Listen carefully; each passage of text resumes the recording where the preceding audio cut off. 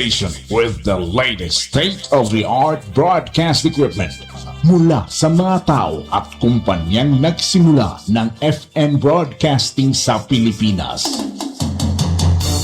Now they are back to make broadcast history once again.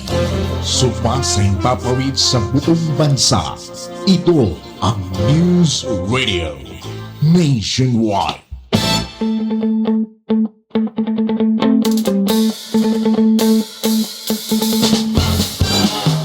Balik ta may gala diri sa atong panaguban-uban, serbisyo publiko sa 96.7 Muse Radio Davao del Sur.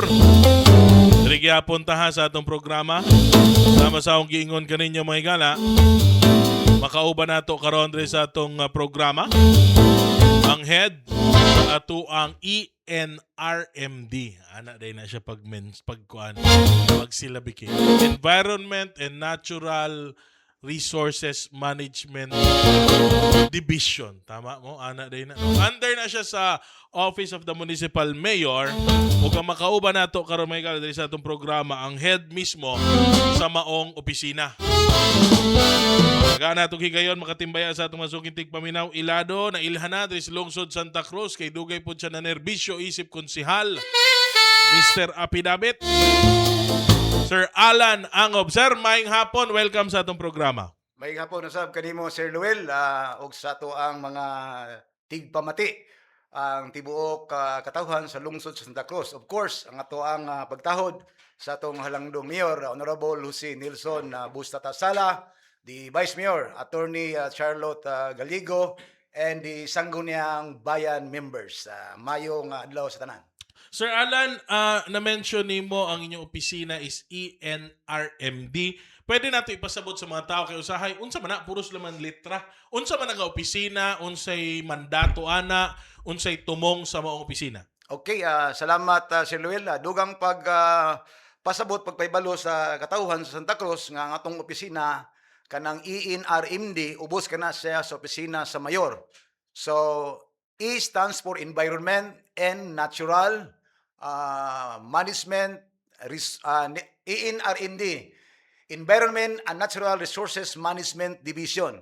Usa sa mga seksyon ni Sir Luel ang kining ato ang pag-atiman sa ato ang mga different waste o basura. So our office comprises of 5 sections. First, the admin section. Second, the solid waste management section. Third, the coastal marine management section. Fourth, the protected area, wildlife and forestry section. The fifth is the mineral and industry section. So we have these 5 sections to cover as our mandate, Sir Luel.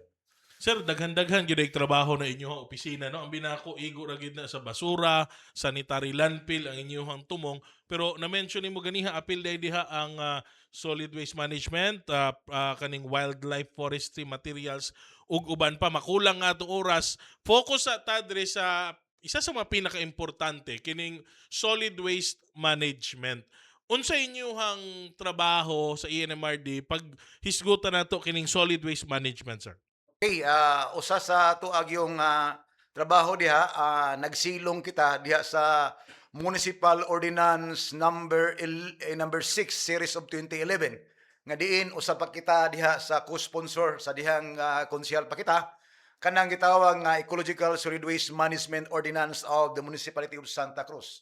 Among other things, our mandate is to collect the segregated waste from the different barangays. So I have to emphasize nga segregated lang dapat ang pagkakuhaon sa munisipyo. Inani ang nature niya alang sa kasayuran sa atong mga pinalanggang katawhan. Kanang ingon sa balaod nga at source, mao kana ang atong panimalay, nga diin diha mismo magsugod na ang segregation. Pagkahuman, kolektahon na ni barangay mismo, iyan ang ihatod dito sa nang gitawag nato og MRF or Material Recovery Facility. Segregated na sad. Naatay schedule matag barangay, kada adlaw to nangulikta sa different barangay, sa 18 barangays. So, the ENRMD will come to the MRF, collect that segregated waste, then ato nang iadto sa atong sanitary landfill. So I would like to utilize this opportunity, Sir Lowell, nga atong pasalamatan si Mayor Tata Sala kay diin ang atong munisipyo usa ka mother town, a first class municipality as that. However, it is only during the time of Mayor Tata nga naka-acquire ta og sanitary landfill. Unsa man ning sanitary landfill? Usa kini ka mandato diha sa balaod sa DNR nga diin ang tanan nga munisipyo unta na ay sanitary landfill. Nganong nay unta? Tungod sa constraint o financial constraint sa uban nga mga munisipyo nga gustuhon man nila nga magka-landfill, wala sila'y kwarta diyang dapita. Ang uban na ay kwarta or budget, wala po'y area.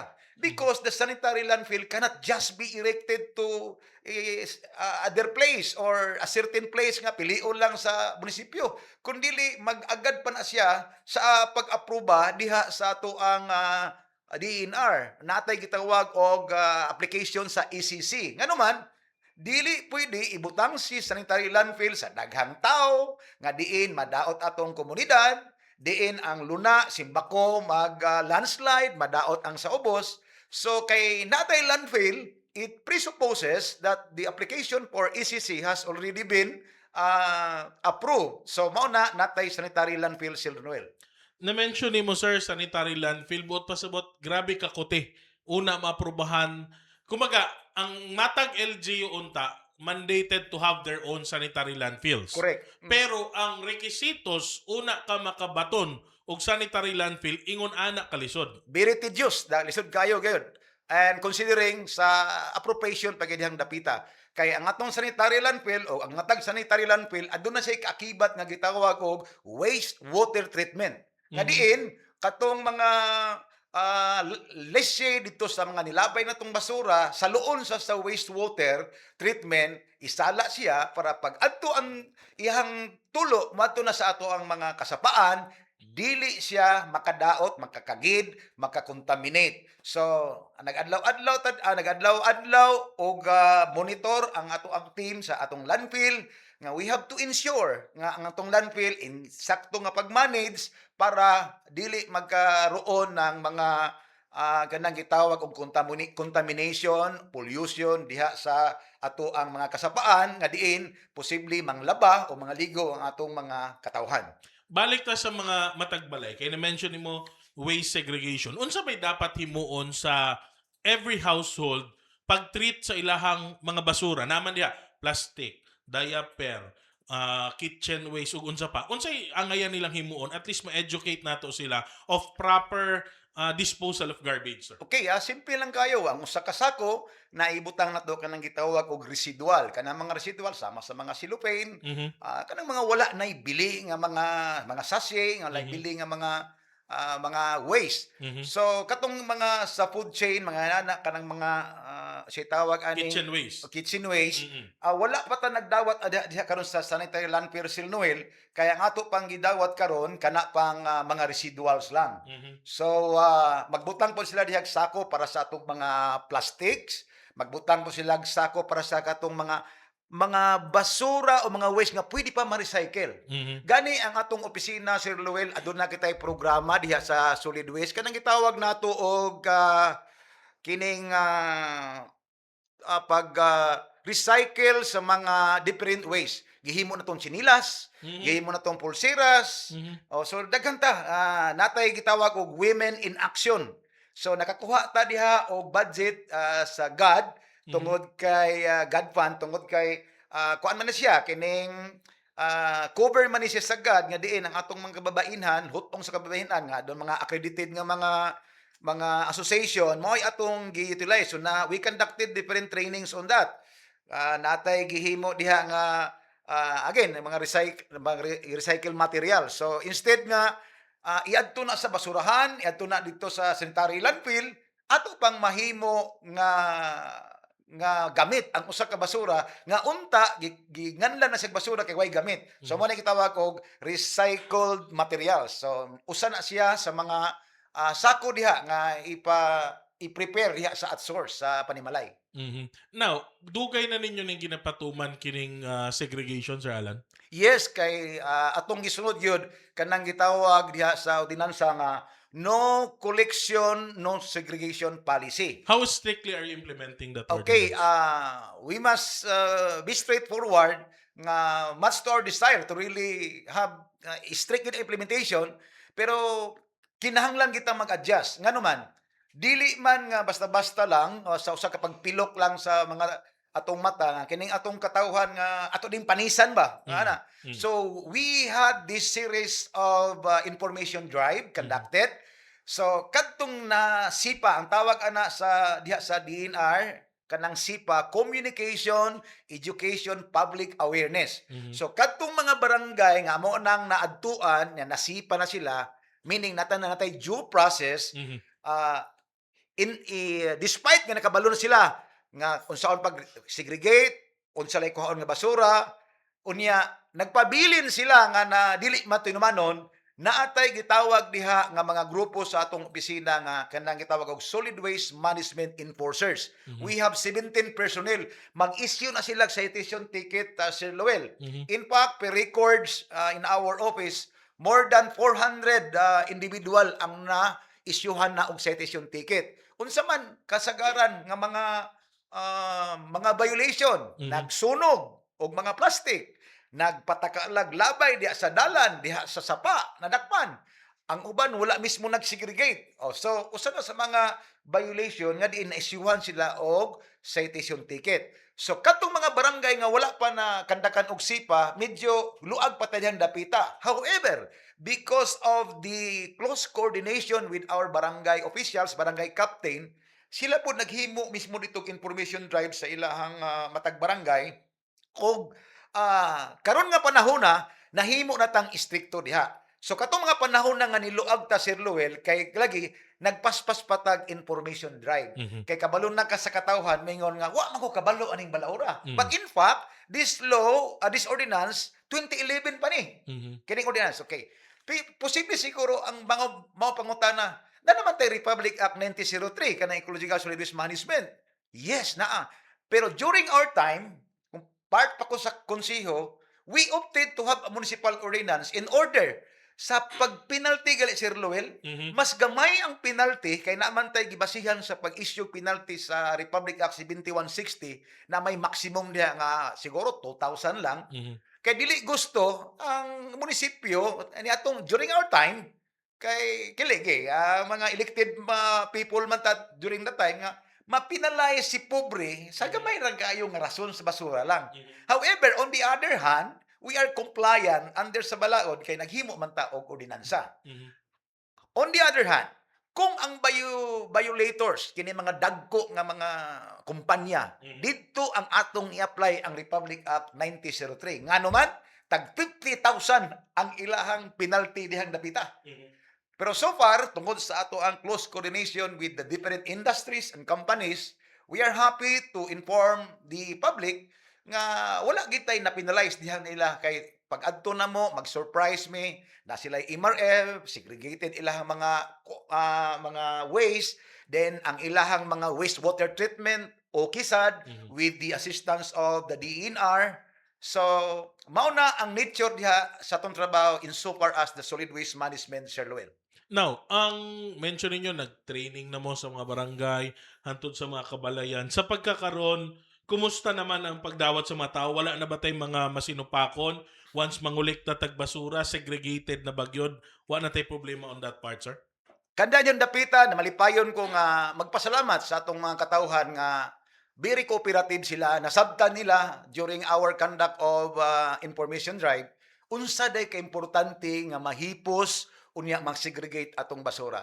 Imagine, Sir Lowell, kung ang usa ka sako bukat kayo kay sagol-sagol, iadto na sa ato ang landfill. Example ng ato ang landfill, adunay lifespan nga 5 years. Wala pa'y 5 years, puno na na siya. Gawas nga puno na na siya, kasi klaseng basura dito, naay mga plastic, example lang ha, kung atong dawaton, naay mga gikan diha sa kitchen, naay mga bahaw, unsa man. So, mag-contaminate, gawas nga mag-contaminate, mapuno ang ato ang sanitary landfill nga dili pa dapat siya mapuno. So that's one of the reasons why we really have to implement the no collection and no segregation policy. Plus, karon nga problema nato dili lang sa munisipyo Santa Cruz kundi sa tibok kalibutan nga we have to conserve energy. So naami gipangplano nga pag adto sa among sakyanan dito sa usa ka barangay, apilo na namo tong pikas barangay kay para usa ka biyahe na lang paingon dito sa ato ang basurahan. Otherwise, kung magbalik-balik ta dito, dako gasto ang ato ang makonsume nato nga krudo. So, karon ang gihangyo ang matag barangay usab na nga labi na naminaw nato nga mga barangay officials nga unta panahon nga schedule naman mi daghatag mi na Sir Lowell sa matag barangay. Nga schedule na gali nga tingkuha na sa munisipyo dito sa inyong MRF, ibutang na gid ninyo dito, hindi anang mga panahona. Kay pag abot sa truck, dapat naa na kadiha, kay mobalhin na po miglain nga mga lugar nga katapad ninyo para mausa na mo og biyahe. Kay we have to avoid nga kanang biyahe, nagbiyahe ka sa Station 1, nya dapat sa Station 2, Station 3, imo nang maapil. Wala, kay wala pa sila nakasegregate or wala pa sila nakabutang sa ilang mga basura. So, I am encouraging our barangay officials and of course to the community nga dapat we have to cooperate, we have to understand the situation nga diin we have to conserve our energy insofar as diha sa pagkonserba nato sa atuang krudo, and we're looking forward nga dapat panahon sa ting kolekta naa na siya sa atuang collection point or sa atuang MRF. Sir, how do we deal with barangays nga walay kanang sariling dump truck? Unsa ginaunsa na nila? Okay. Kay di ba dili man tanan barangay nato na dump truck Yes, to siguro collect in every household. sa 18 barangays we have 7 to 8 barangays labi na diri nga naay mga kaugalingon nga dump trucks. Yes. So nagsegregate na po na sila, bilib ko ning mga tawhana. Wala na sila problema, sir. So katong how did we deal with these barangays nga without dump trucks? Kami ang mukuha dito sa ilahang mga MRF. Kay ang gusto Meaning sa MRF gyud gihapon. MRF gihapon. Dili mo magtuyok matag balay-balay. No, that's the job of barangay. Okay. That's the job of barangay kay na may balaod si 9003 nga dapat natay sistema. Otherwise kung kami pa mantos barangay gawas nga nakasuway ta sa balaod, dili na po na dapat kay dili na trabaho sa munisipyo. Trabaho na sa barangay kay mo may gibahin man nato ni Sir Lowell ang trabaho. Ang amo magkuha na ta dito sa MRF. Now, naay barangay nga walay MRF, sila na ang magbutang dito sa kanang magsabot mi collection point. Like for instance, barangay Coronon. So sa barangay Coronon, maayo kayo ang ato ang barangay kapitan diya kini ato mga barangay opisyalis. Ang temporarily kay maghimo man sila kanang ilahang gym diha magbutang ang kining mga basura nga kuhaonon sa munisipyo. Sila na'y manguha diha sa daplin sa dalan. So sila na'y nagkuha. That's one example sa katong barangay nga wala pa yung MRF, naghimo sa sila ganang gitawag og collection point. So matag panahon naghatag mig schedule, example Huwebes, mawala na siya dito. Kuhaon na. Okay. Now, it is very important yun dahil ang mga barangay, sayod po silang obligasyon sa ilang trabaho nga ang kolektahon lang nila is segregated nga basura. Yes, no? yes. So, dapat ang mga kapitan yun may mangunay, pagpasabot sa mga tao kay kung dili, ang tibuok barangay mo'y mag-suffer, sir. Correct. Di ba? Fortunately, ang atong mga barangay captains, kuan kayo, very aktibo yung guys sila gani sa atong mga IEC pagpatawag nato diha sa mga meetings o usahay, kami mismo manghangyo pag na sila EBC Liga ng mga Barangay, EBC meeting. Kami manghangyo pinaagi sa EBC President si Paringdani, pre, muadto ko sa inyong meeting kay i-appeal ko sa other matters kay dako importante nga isulti. So wala pa ko nakita nga mga barangay captain nga masinupakon kundi nagpasalamat ko kay sila mismo nasayod sa balaod nga pwede sila kasuhan in the absence or in the negligence sa pag-perform nila diha sa pagkoleksyon sa basura. So ako silang giingnan, malipayon nga pong ko nga ning kuan sila, ning uyon sila or nagkuan sila gyud sa maong balaod nga diin pare ipusa na ninyo kay pagkahuman kami kolekta. So smooth kayo ang ato ang pagkolekta diha sa basura tungod sa cooperation sa ato ang mga kapitan. O gani akong gi-emphasize nga mao mo gini permanente pulong ni Mayor Tata, collaboration. What is this collaboration?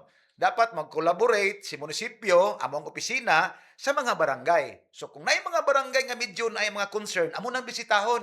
Oh, nganong wala mi nakuha, ngano unsay problema? Sir, wala mi panggas, walay krudo, walay ana. Mhm. Tawag lang. Pag tawag walay gas, kami na mismo makuha dito. Or sometimes maghatag po mi gamay nga krudo. O sige, wala naman ni krudo kay nag-process pa. Mhm. So that's part of the collaboration in which our mayor is really wanted to in place. Kay kung ni mayor pa ang usa ka butang kung tabangan sa daghan nga mga utok, daghang tao, mas mapadali, mas mapasayon nato nga mahuman ang usa ka butang. Mhm. Sir, sa isgutan ng solid waste about basura, isip head sa ENMRD, unsay ginalantaw nimo? Looking forward, unsay ginatan-aw pa nimo nga future sa Santa Cruz pag abot aning kwan, may tungod sa solid waste. Oh, Sir really, we really wanted nga mugamay, mo reduce gyud ang ato ang mga basura diha sa matag barangay. O diin nga ma-learn gyud sa mga tao gani I have to emphasize Sir Luel nga ang amo ang pagkandak o communication, education, public awareness not only to the community. We extended that to the schools, different schools. Because we believe na kini mga bataa, kung kini ang una to ma-educate, sila mismo mo relate silang ginikanan. Mhm. So, the information drive that we conducted, purok-purok, balay-balay, nami gitawag di ay nga Sir Luel nga campaign kanang kumustahan sa barangay. Mhm. What is that? Kumustahan sa barangay is a house-to-house campaign nga gihimo sa opisina nga we have to see to it nga si balay na agid siya mga segregated nga mga waste. Mhm. At the same time, kaya nga kumustahan, unsay problema nimo manong nganong wala man ka? Wala mi sako. Mhm. We provided sack. Ana, ngano man di pa mi mo issue na. However, in the second round na pagbisita namo, diha na mi mo issue kay wa na kuan man siya. Na may due process na pasabot naman siya. Mhm. Ningtando na siya nga mao ni ang himuon.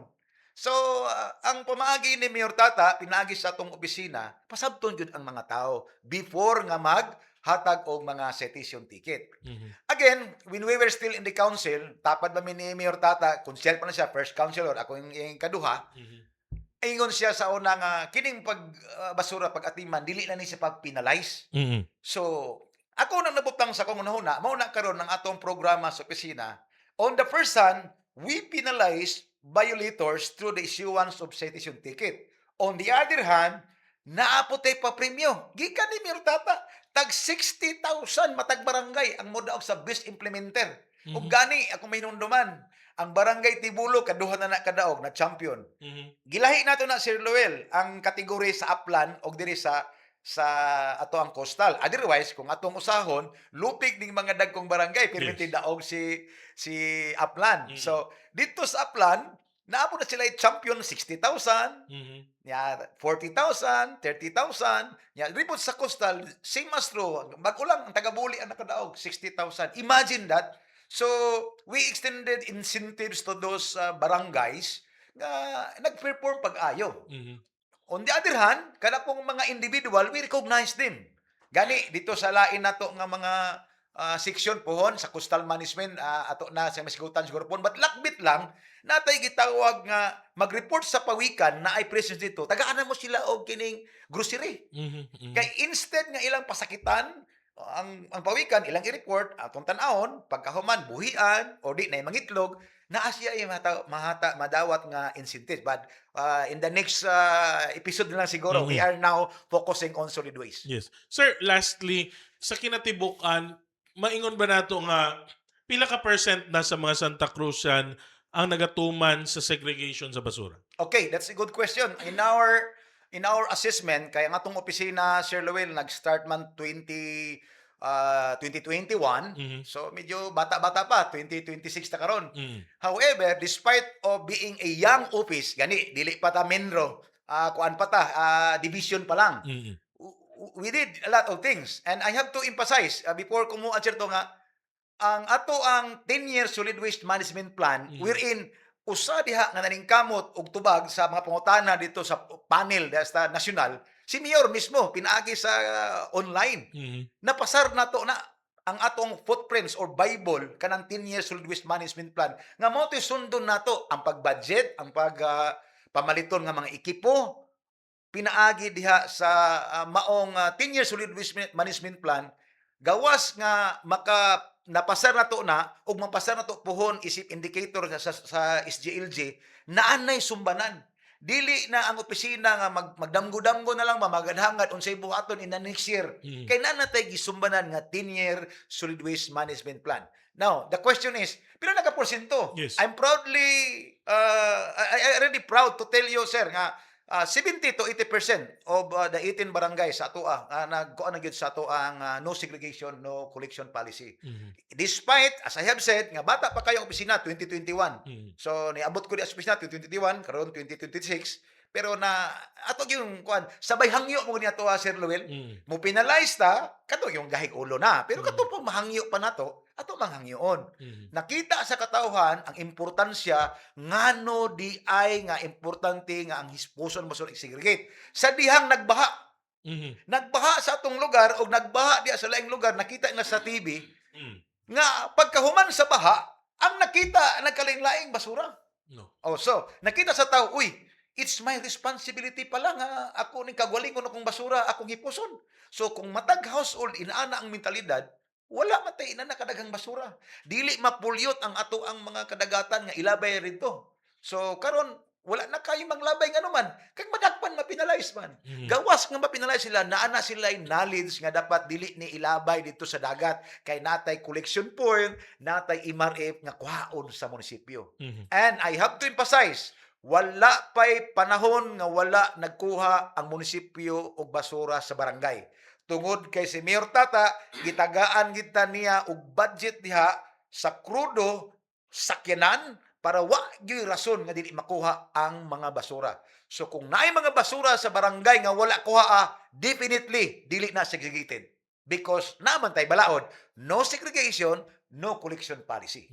What's our plan with the 20 to 30% nga wa pagatuman sa segregation? Sa plano ninyo? We continuously conduct communication, education, and public awareness. That's the sole solution nga mapasabot kinato ang mga tao. Balik naman na muna Sir Luel kay naalagi tay gitawag og SIPA, on the other hand naputay gitawag og kining kumustahan sa barangay. So gwapo kina nga kumustahan sa barangay. Sa school tungod kay nakita nato gani sa mga opisina kanang mga plastic sir ba o diha sa school lain nga mga kuan. So, nang natay campaign BYOBBB. What is that? Bring your own bags and bottle. Ato nang gilounge dito sa palengke. Sa palengke, imbis magdala og kining silupin, ang isda, unsa pa, gipadala na nato tong katawhan og mga ilang kagulingon nga mga plastic. So, doon sa ice cream, ana ba? Nanay nag-implement na, nanay nagkuhan. Unya, sa eskwelahan, imbis ilang paliton tong kining yating mga mineral, na sila yung mga kagulingong tumbler. Di man necessary nga Aqua Plus. So, nagpalit ta na para makita nila nga inaniun di ay. So, na-replicate po na sa uban ng mga eskwelahan. So, hinay-hinay, nakat-on atong katauhan, nakat-on atong mga estudyante sa importansya nga dapat atong atimanon, atong segregate ang atong mga basura, o katong angay ma-recycle, atong ilahi, kay recycle na. Unya, ay una ko makalimot Sir Luel sa mga plastic nga basura nga usa kini sa mga contribution ang mga nag-generate yun kayo og pag-contribute sa mga basura ba. Naka-enter into memorandum of agreement ang ato ang Mayor Tata Sala sa province ug sa Coca-Cola. Karon, unsaon man na kitay mo kolekta pinagi sa among opisina din kuhao na siya sa Coca-Cola. Naay tag 3 pesos matag kilo ni ana. So nanatay makuha sa dito sa kaning third party sa Coca-Cola kining Envirotech. Then sa pagsugod na mo ana hantod karon nakakuha na ka tag 11 to 12 tons. Tons nga plastic nga mga basura. Imagine this 12 tons kung diha nato na ibutang sa tong landfill. Or imagine that 12 tons of plastic nagkatag diya sa tong dalan, nagkatag diya sa atong mataran. Unsa kahugaw ang ato ang Santa Cruz? 12 tons. Yes. So, because of that memorandum of agreement nga gipirmahan ni Mayor, nanatay mandato nga manguha dito og mga plastic sa matag barangay niya. Ato nang release sa barangay pod, gani nagpatabang dumi sa mga iske kay mga batanon. Ila po na karong gitrabaho nga diin unsa ka importansya nga kini mga plastic nga makulik para ma-recycle. Kay kining plastic kung maadto dito sa dagat, makaon sa isda kaon mo na to. Mga matay kita ani kalakihan eh. Yes. Kaya mapuison kita ani. Mhm. So mo na ang essence diha, Sir Loel.